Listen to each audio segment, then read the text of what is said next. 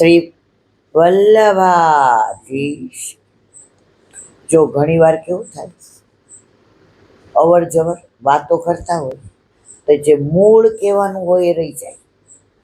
અહીંયા આવી દવા પીને જેવું પલંગમાં બેઠીને તરત મને એમ થયું કે વલ્લભનું પ્રાગટ્ય જે મારે કેવું હતું એ આ વાત પૂરી થઈ અને બધા વાતો કરતા હતા અને મારું ધ્યાન ત્યાં ગયું તો મૂળ વિષય ફંટાઈ ગયો અને જે કેવું તો એ રહી ગયું. હવે અત્યારે નાના નાના બધા જ સાંભળે છે, તો એ લોકોને આ પોઈન્ટ ન ખબર હોય મૂળ, તો વિચારમાં પડી જાય. તો મૂળ વલ્લભનું પ્રાગટ્ય જે ગોલોકમાં થયું એનું અનુસંધાન આ છે કે એકવાર સામનીજી એમની નિકુંજમાં બિરાજતા હતા, ઠાકોરજી એમની નિકુંજમાં બિરાજતા હતા અને ઠાકોરજી સામનીજીનો એટલો વિરહ કરે, એટલો વિરહ કરે તો સામનીજી મળવા પધાર્યા. હવે દ્વારમાં જેવા ચરણ ધરવા ગયા ત્યાં ઠાકોરજીના હૃદયમાં એમણે કોઈ ગોપીનું પ્રતિબિંબ જોયું. તો સામનેજીએ માન કર્યું કે હું આટલો વિરહ કરું છું, પ્રભુને મળવા મારી નિકુંજમાંથી અહીંયા આવે તો એમના હૃદયમાં કોઈ બીજા જ દોડતા આવીને પોતાની નિકુંજમાં બિરાજી ગયા. લલિતાજીએ પૂછ્યું, ઘાવ ભયો? કછું નહીં ભયો. प्यारे जो सच्ची सच्ची बता, घाव भयो?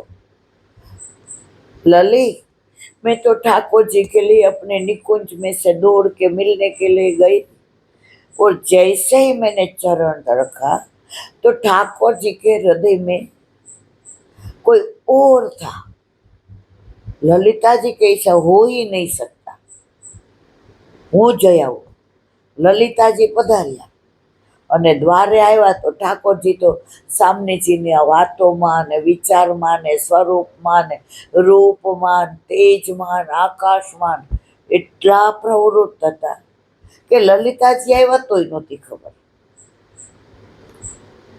લલિતાજી કે પ્રભુ શ્યામ સુંદર.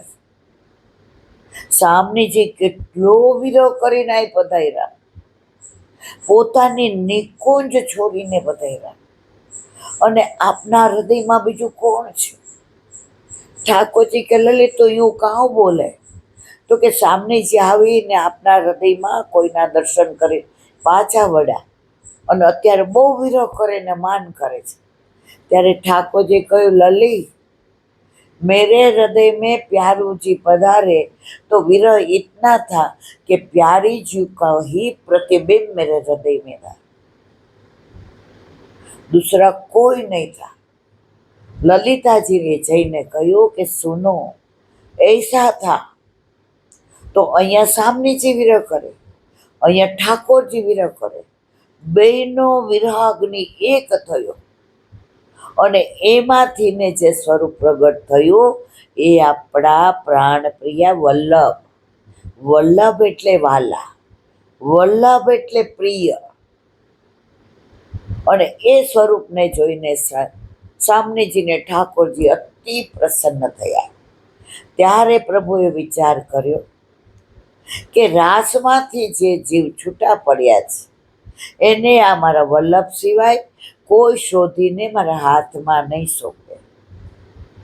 ત્યારે વિનંતી કરી, વલ્લભ આ ભૂતલ પર પધારી અને એક એક જીવને શોધી શોધીને મારા હસ્તમાં પધરાવો. વલ્લભે કહ્યું, પ્રભુ હું તો પધારો પણ સાથે આપ પણ પધારો. તો સામનેજી સ્વરૂપ વલ્લભ પધાર્યા અને એ જ દિવસે ગોવર્ધન સ્વરૂપે ઠાકોરજી પધાર્યા.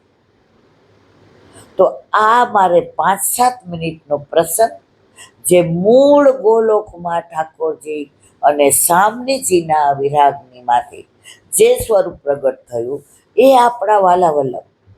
અને પછી એમનું ચંપારણમાં જે મેં અનુસંધાન કર્યું તો આ બધા વાતો કરતા હતા ને ડિસ્ટર્બ થતી હતી, એમાં મૂળ કહેવાનું રહી ગયું હતું હવે અત્યારના બાળકો કે યુવાનિયાઓ જો આ સાચું ન સમજે અને ગેરસમજ થાય તો હું તો વલ્લભની ગુનેગાર બની જાઉં.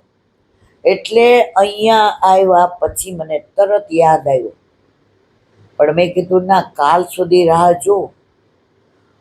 અને આ યુવાનિયાઓને બાળકોને એમ થાય કે કેમ આવું, મારે તરત અનુસંધાન જાગીને કરવું પડ્યું કે મારા વૈષ્ણવ ખોટી ગેરસમજ ના કરે.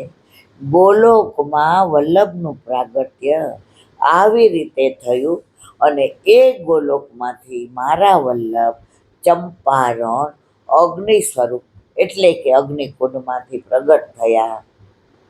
તો આજે ઘણીવાર ડિસ્ટર્બ થઈ જવાય, ઘણીવાર અવર જવર હોય, ઘણીવાર મોબાઈલ વાગી જાય, ઘણીવાર વાતો કરતા હોય, તો આ ડિસ્ટર્બન્સને લીધે જે મૂળ પ્રાગટ્ય હતું એ 5 કે 4 મિનિટનું અનુસંધાન રહી ગયું અને મેં કરોડો વર્ષોથી વિખૂટા પડેલા આપણા જીવ માટે વલ્લભ ભૂતલ પર પધાર્યા એનું અનુસંધાન કર્યું હતું. તો દ્રઢય ન કર્યા પછી પણ આજે મને જે હું બોલી હતી એનું તરત વલ્લભે કીધું, માં આ કહેવાનું તો રહી ગયું, કારણ કે તું ડિસ્ટર્બ થઈ ગઈ હતી.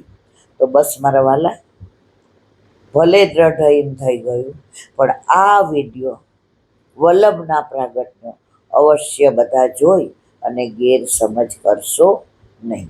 આ મારી ભૂલ હતી, પણ મને વલ્લભે તરત યાદ દેવડાવ્યું એટલે મેં જે ગોલોકનું પ્રાગટ્ય હતું એનું અનુસંધાન આપને કર્યું. બોલો વલ્લભાધીશ.